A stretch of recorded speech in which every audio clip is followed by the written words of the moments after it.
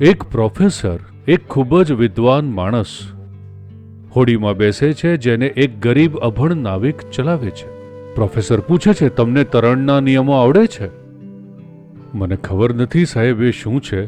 પછી તે આખું ગણિત સમજાવે છે કે કોઈ વસ્તુ કેમ તરે છે અને એ બધું.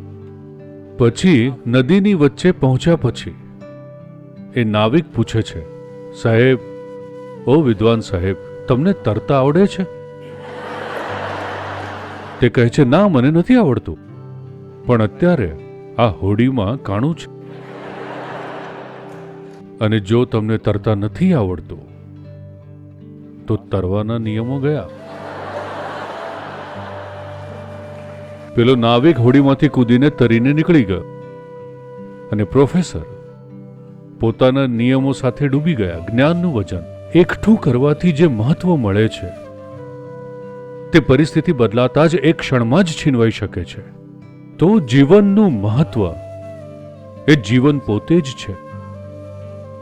તે શું ભેગું કરે છે એ નહીં. આપણે જેને જીવન કહીએ ત્યારે આપણા આ શરીરમાં બંધાયેલા નાના જીવનની વાત નથી કરતા. જીવન એક અદ્ભુત ઘટના છે.